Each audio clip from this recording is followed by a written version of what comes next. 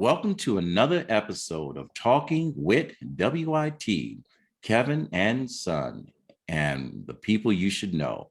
This episode is brought to you by RMK Productions and the 10 United Podcast Network. Through the powers of story, our mission is to uplift, inspire, share stories and experiences, perspectives using the framework of teaching, learning, and modeling. Our purpose is hope. Very simple. Helping other people every day. And we have someone very special, close to my heart. I'm going to tell you right off the bat. She is the CEO of the Sharing Ministry International. She is a certified family development specialist, an award-winning author and co-author of 3 books. And we'll talk about that. But she's also someone very special to me. She is my big sister. And the fact that we are celebrating Black History Month, this interview is making history. Every time we step out in the world, we create an impact in the sand, an impression on people's hearts. And I want you to know someone truly special. She has a program they call S.T.A.R. It's a self-development program. We're going to talk about that. But first, we're going to get to know, and you hope you don't mind, my big sister, Daria Dillard Stone, an original, not a copy. How you doing, big sister? I'm doing well, little brother, and I just still love calling you that. And thank you so much for that wonderful introduction, because every big sister doesn't get a chance to be on the platform God is getting ready to take us to on and during Black History Month. Go figure, you know? So yes, I'm glad to be here with you on this day as we make history together. You know, it is funny growing up together on 559 Cedarhurst and knowing all the good trouble, as John Lewis would say. Having a mother, Norma Jean Lartigue, I got to give her roses, that started Action Incorporated during the riots of back in the 70s, back in the days. Mama You know, Granddad. never thought that she would have children that would become social activists and teachers and people that would, and preachers. You're a minister. I forgot to tell you that. First female minister in Dayton, Ohio. No, cool. Not the first one. No, I want people to know that, but I am one of the ones that at my church was the first woman to ever be acknowledged as the minister in my church, because we didn't do that. So Mom did a great job, and both of us are giving her accolades, because we do talk about the great life that we had, and the struggles were necessary. As I've gotten older, they're necessary. Yes. And you know something, I want to ask this because I have some great nieces that do some great things. And I wish I could have had them on this show, because I know this was asked of Theo, and Theo's absent today. And I don't need to explain why, because he's working. They asked Theo, what did he think about his dad and all the things he's doing. So I'm going to ask you to kind of scroll back and peel back the layers of your story. If I were to ask any of your children, pick which one, what would they say if they were asked, tell me about your mom? Go with Billy. She's the oldest. Billy's the baby. So I was going to that's right. Keisha's my oldest. That's right. Keisha would say, Mom is very articulate. She's a philanthropist. She is somebody that you want in your corner, but somebody you don't want to ever get upset. She doesn't want to get upset with you. My mom is a grassroots organizer. She sings, she prays. She is a change agent. That would be Keisha. She's more precise and matter of fact. And she would be right on all those levels. And it's funny, bro, that you would even ask that, because each one of them has a different interpretation of their mom because of our relationship. Katasha's always said that, Mom, I am your cheerleader. I'm not the one that's going to be out there trying to do what you do, but I see the nuggets of energy and the pockets of efforts all in our community and beyond. People know you, Mom. So she's like, when you going to stop? When you going to just rest? That's Katasha. Billy would be, Mom's a singer, she's a dancer, she's fun, she's a secretary, she's a social worker. She is also a grassroots organizer, and she's only one of a kind. And each one of them has a different name for me. Keisha calls me Mommy to this day. She's 51. Mommy. Katasha, my middle daughter, your niece, she calls me Mama. Billy calls me Duta or Ma, a Ma, because those names are different. And you picked up on that, those relationships and ideas of who I am to them is different. But there was a common theme. If you listen, your audience was listening, is that I'm a grassroots organizer and I get things done. And I am a singer. And all those other things go with it. Hopefully, as we get to talk, and I want to share, and I appreciate you helping me to relax, because our story is our story, but somebody needs to hear it. So I'll let you continue with your questioning. So I'll make sure I answer the Oh, information. this is not an interview. This is your story. I always say that, at the end of every book, live your life like it was the last day that you're going to be here. Laugh like you were. That's how you made your living, and love like you were writing your own story. And it could be a horror story, dramedy, comedy, or it could be the best love story ever told. But Right, right. I will tell you, as your little brother, I am very proud of you. And I remember coming to your office when you were working for the Dayton Public School System. I don't remember exactly the title, but I It was remember PACE, it Parents was Advancing Pace. Choice in Education, yeah, PACE. All right, you got to let me talk. I'm your little brother. But I'm leading up to something is because I remember I had to leave the room when you had told me that the position that you had held was originally put out there for someone with a college degree, and they chose you. And the reason why they chose you, and I'm going to let you tell, I have to say that I have walked back into the back room, and I was so proud and so full of being in the power of greatness. And not many people get to say this about their siblings, to be in the power of greatness. I hear that a lot when I talk to my good friend Les Brown. The world's not ready for you. The world's not ready for you. How did you acquire that position and convince someone that originally put it out there that had to have a degree to allow you that opportunity, which supports what my mission is, hope, helping other people every day? How did that come about? In 1999, I was offered a position to run an organization called Parents Advancing Choice in Education. And I wasn't running it per se where I started it, but the foundation and the community funders that were already had plugged into it had been looking for a program manager. I was at the time working at the Dayton Urban League, where I was there for 15 years, helping people to get jobs, to get their GED, to get their master's degree, as well as help them obtain employment. When Janine Hufford, I'll never forget this, Kevin, she had me for lunch and she talked about two programs that they were looking for someone to start up and maintain until it grows bigger. And she explained the two programs. And she said, what do you feel about that? And I immediately said, well, you know what? Now that I know that you're looking for somebody with those credentials and education background, I'll go out and start searching, because I'm also a community, more of a global connector.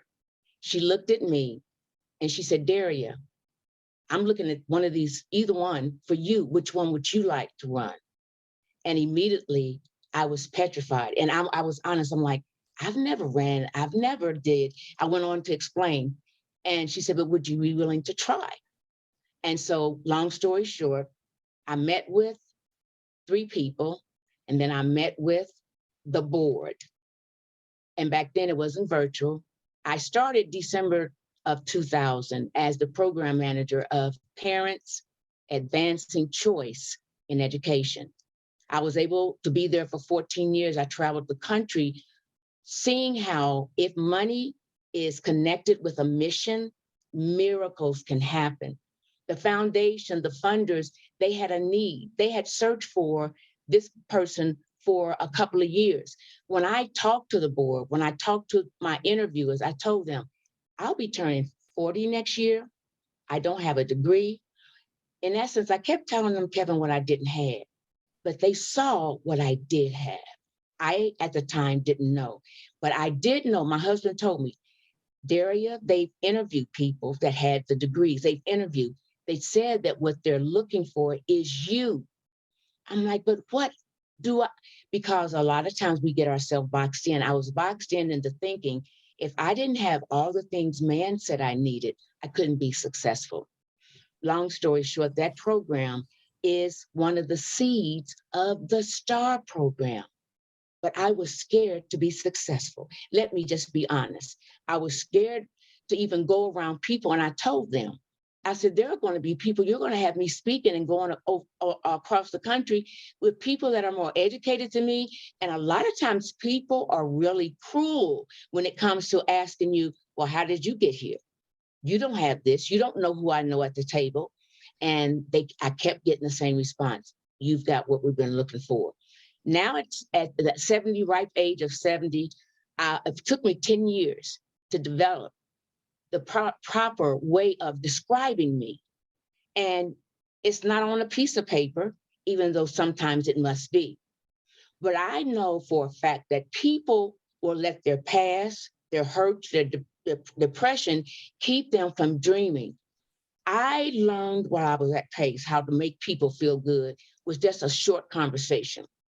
I talked to politicians, I had talked to parents, teachers, community leaders, and a lot of times they were frustrated, and I would tell them, didn't think it would come to this. You know what? You a star. No matter what life looks like right now, you a star. And then one time a child asked me, Miss Daria, what does star mean? And God dropped it in my spirit. You're smart, you're talented, you're awesome, and you're respected. Those were things that I didn't initially have because I did allow how I was raised, what I didn't have. I didn't live in the best home. I did not have the worst childhood. Don't get me wrong, but I didn't have the best either. What I used to do with my brothers and sisters when times was hard, I would tell them one day, I'm going to be a movie star. I'm going to be another Aretha Franklin. I'm going to be another Gladys Knight because I was a singer and I won all the talent shows during my high school years. So my dreams always encompassed me doing something great so I could help my brothers and sisters. My family name was important to me. And I didn't let what people said or didn't say hinder me, but it was so hard to encourage myself.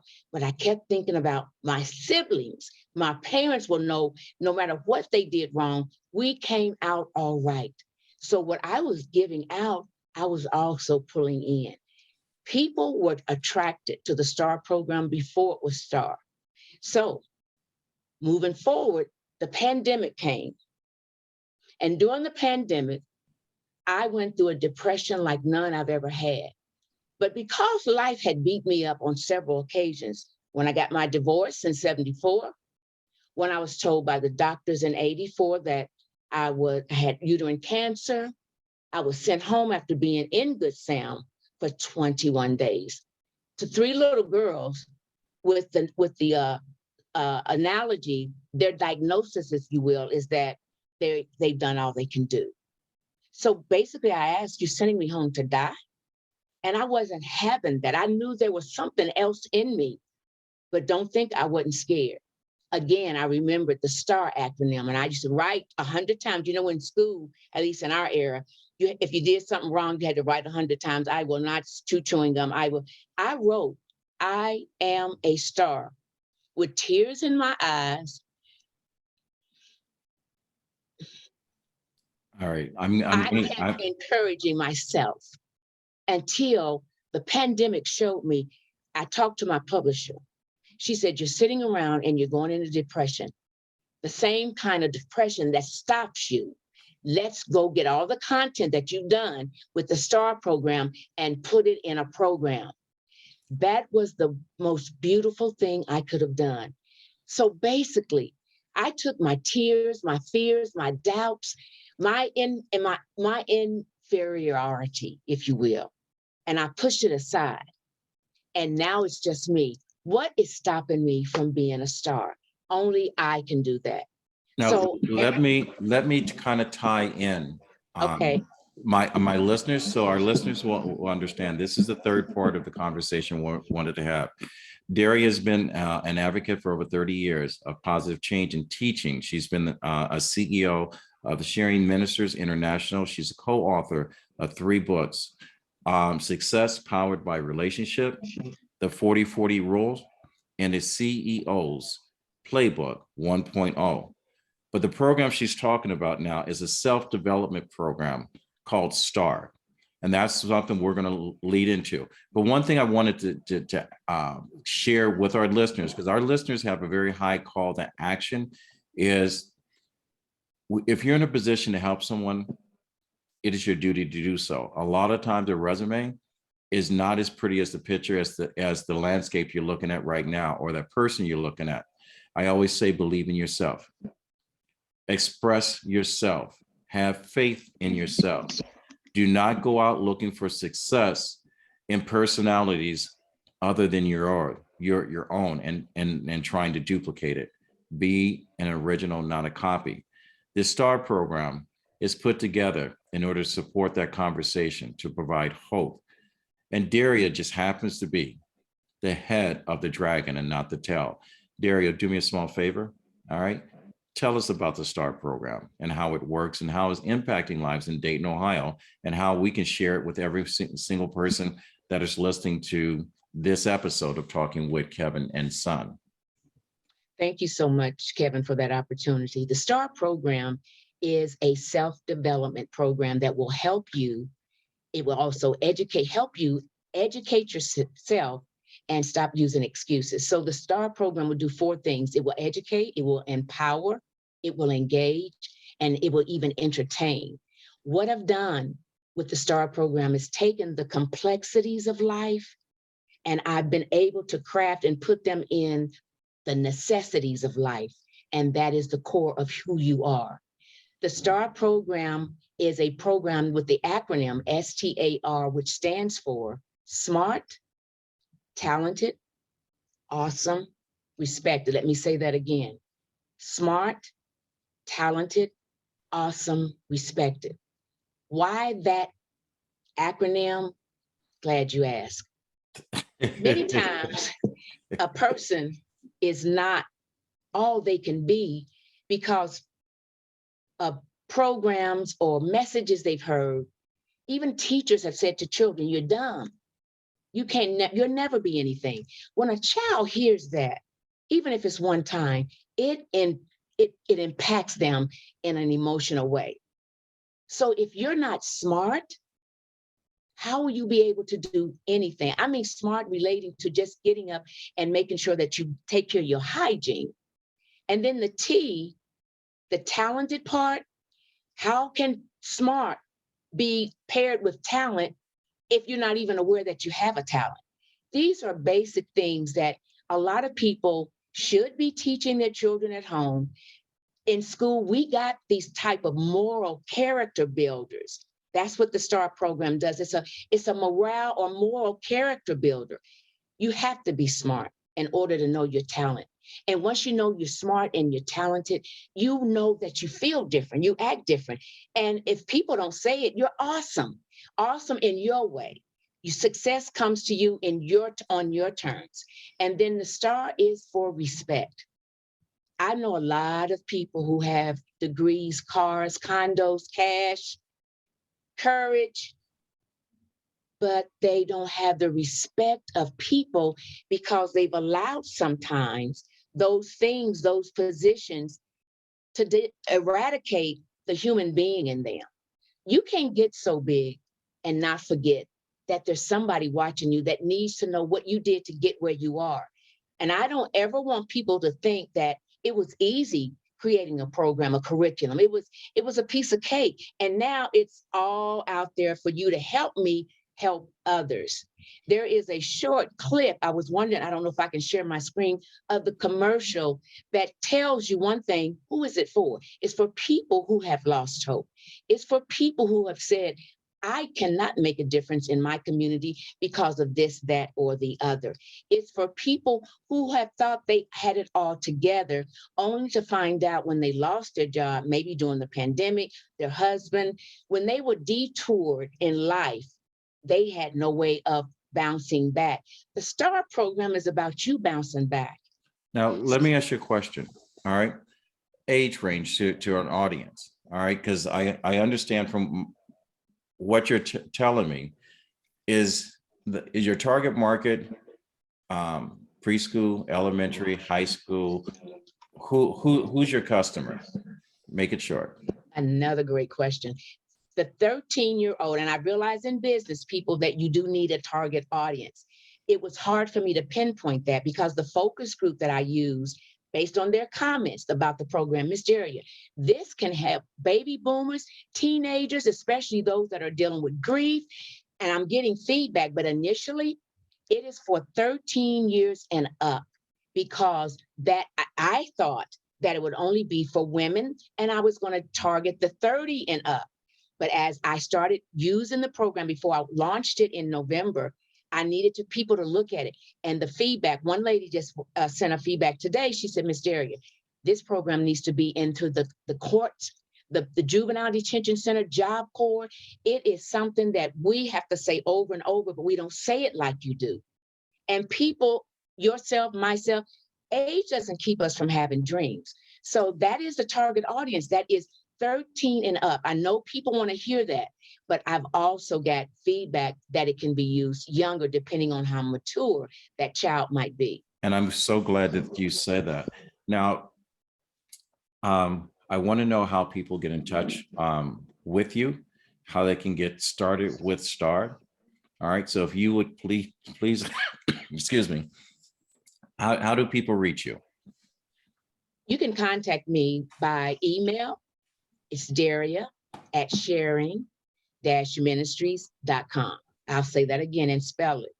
Daria, Daria, at sharing-ministries, ministries.com.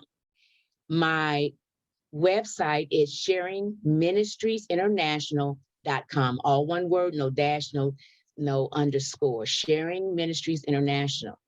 And my number, direct number, I'm giving it to you, 937 area code 545-5926. 937-545-5926. Purchasing this program, you will be helping us help others. And you will see how the nuggets, the way that the program is designed, it's this a module that you need to follow. There's 15 lessons under 4 categories. It might take some people 3 days, some other people 3 hours. But once you finish it, you should be in 3 weeks able to see a difference in the way you think or address things that used to cause you anxiety. It's not a cure-all. I am not professing that your marriage is going to get better, your bank account is going to be increased. I am saying with passion and with documentation from myself using the program that you will feel better about yourself. Big sister, you have created a monster in Dayton. There are people following you, the program. I've seen pictures and images that you've sent me that people are celebrating the fact that they've gotten involved in the S.T.A.R program. I ask this of all my guests, all right, because our listeners are a different kind of listeners. They're not the type of people that drive by a scene of an accident, they stop by to help. So the people that follow RMK Production and the 10 United Podcast Network and subscribe to Talking with Kevin and Son, they have a very high call to action. There are people. So I want to state, for one, it's very rare that I have a guest that gives out their phone number. And I'm going to say to our listeners, if you don't have a high sense of purpose or a higher calling, do not call that number. Do not waste my big sister's time. I'm going to put it out there. If you are in limbo and you're looking for a beacon of light, call that number. And if you're ready to take the next step, reach out to my big sister. Now, Daria, yes, I'm going to ask you, and I ask this of everyone, and you know, being a person of faith, you know, you ask and you should receive. And I'm going to ask you your ask before we end the show. okay. If you had that one wish or that one ask, and it could come true without any hook, cook, shortcomings, or whatever the case may be, I want you to take a little bit of time, inhale, exhale, before you answer, and tell me what your ask would be.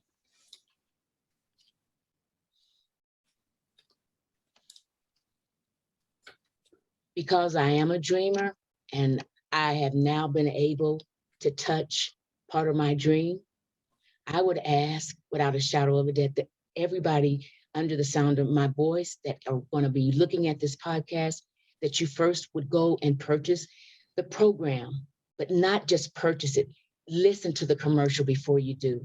I would ask that you help me build a school one day. And I'm saying this because you told me to inhale and exhale. I'm like, I've never said this out public. I would love to have a school where we start with the agenda of getting to that person's emotions. And that school would be for 13-year-olds on up. Help me get the message out. Ask the questions if you don't see what I am showing you. But my big ask would be one day, there would be a school, a sharing ministry school. I don't know what the name would be, but let me just put that out there. How about The sharing S.T.A.R. ministry program. school or S.T.A.R program? Yes, this would be in all the schools. The ones before I even build, God allows me to build the one that I'm going to build. And I don't know how, but I just put that out there. I never dreamed like that, but it can go in places that it's needed, and it would help even the people that are directors and managers, just to remember everybody's human. We all been through a pandemic. We are overcomers, but we got to take it to the next level. Stop blaming people for your life. Get up and do something. All right. All right. Yeah. I will tell you, we have been doing RMK Productions for less than 1 year. To be exact, it's been almost 7 months. We've exceeded expectations. We have had 3 people that have asked this question, that their dreams have come true. They have connected with people that followed and listened to this. One received a $40,000 literary endowment. The other was a person that wanted to be involved in movies. You saw the Kyle Ninja Warrior interview early on in September. That has happened. And the other was, I am a mini entrepreneur. We're going to be doing a follow-up interview with those people, talking about how they got their books as part of the curriculum in the New York and New Jersey and Houston, Texas public school system. So we've covered a lot of information. And I hope that at some point this episode, you would share with your friends, your family. I hope it has enlightened you, has touched you in a way that you have been inspired to do a little bit more today than you did yesterday. And I hope that you would like this enough to go to RMK Productions and Network on our YouTube page and subscribe and follow. Hit the little bell so you can get notifications of when the next episode will come up. Daria, I appreciate you so much. And I hope that you will come back and give us an update on the development of S.T.A.R program and how this episode has impacted. And also have you share it, please, and refer your friends to anyone that wants to be on Talking with Kevin and Son. And that goes out to my audience. If you have a story to be told and you're a person that people should know, we would like to hear from you. And that's at info@rmkproductions.net. You can reach us there.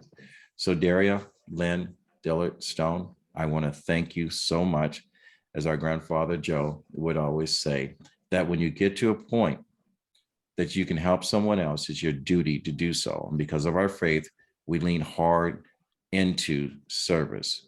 And so I just want to thank you. And adopt this hashtag, find 1,000 reasons to be kind to someone. And I'm Kevin McLemore, your host of Talking with Kevin and Son. And my son Theo is absent today, but we're going to fade to black. And thank you for listening.